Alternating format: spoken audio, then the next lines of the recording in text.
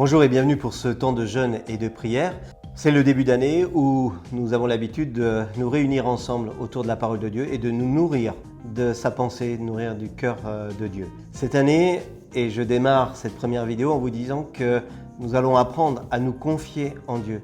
Nous allons chercher ensemble comment avancer et ne pas nous laisser déstabiliser par l'œuvre de l'ennemi aussi qui cherche à nous détruire. Alors on va ouvrir la parole de Dieu dans 2 Chroniques 20 au verset 12. Ça nous parle de confiance dans l'épreuve et de reconnaître aussi notre état de faiblesse. Soyons vrais et ça ne sert à rien de se cacher. 2 Chroniques 20 au verset 12, les voici qui nous récompensent en venant nous chasser de ton héritage dont tu nous as mis en possession.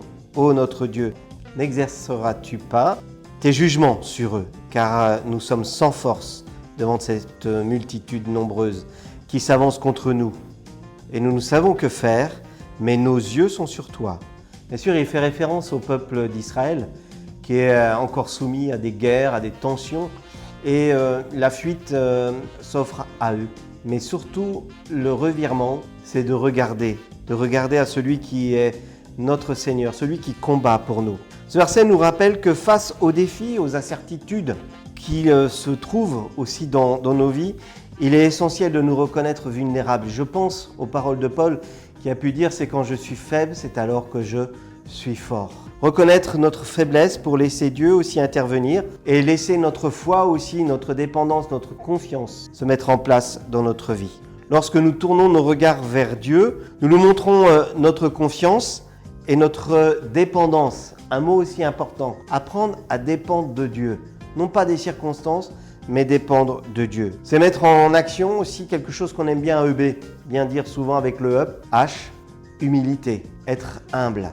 Humble devant lui, reconnaître que nous sommes bien limités, mais qu'avec lui, nous dépassons les limites qui bien souvent se présentent à nous. Un deuxième point que je voulais voir avec vous aujourd'hui, c'est la victoire de Dieu dans nos combats. Et ça, c'est la bonne nouvelle que je voudrais vous laisser ce matin, vous la laisser sur votre cœur, ou dans la journée, ou à n'importe quel moment où vous allez pouvoir voir ces vidéos. La victoire de Dieu est là dans nos combats. Et en vous disant, premièrement, que c'est Dieu qui combat pour nous. Pas la peine de s'user des fois à combattre ou j'entends des gens qui sont là, j'ai combattu. Apprends à te relâcher, à faire confiance à Dieu. C'est lui qui combat pour nous. Dans ces versets, et je voudrais aller dans 2 Chroniques, toujours dans ce passage 20, à partir du verset 15. Demain, descendez contre eux, donc contre les ennemis d'Israël, et vous montez sur les collines de Styr, et vous les mettrez aux extrémités de la vallée, en face du désert de Jurel. Vous n'aurez point à combattre en cette affaire. Présentez-vous, tenez-vous là, et vous verrez la délivrance que l'Éternel vous accordera. Juda et Jérusalem, ne craignez point et ne vous effrayez point. Demain, sortez à leur rencontre et l'Éternel sera avec vous. Alors je vous encourage à jeûner et à prier, étant sûr que Dieu combat pour nous, qu'il nous mettra à part, qu'il nous mettra aussi sur sa montagne sainte, qu'il nous donnera de pouvoir voir combien lui il agit, combien dans les vallées des hommes, des femmes peuvent s'agiter. Mais toi tu seras mis à part, tu seras mis hors de leur portée, hors de la portée de l'ennemi aussi qui est là pour détruire, pour anéantir. Alors sois sûr que Dieu est capable d'intervenir et que Dieu intervient, mettons-le au présent. Dieu intervient aujourd'hui dans ta vie.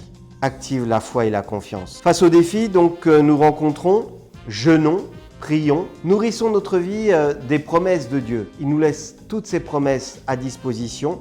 Et vous savez, Dieu n'est pas un Dieu pour mentir. Quand il promet quelque chose, il l'accomplit. Il nous envoie comme Josué, il dit « Va avec la force que tu as, va, ne perds pas courage. » Toi aussi, ne perds pas courage.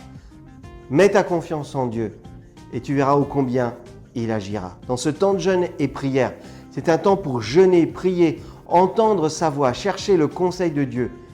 Il te parlera, il te parle dès aujourd'hui.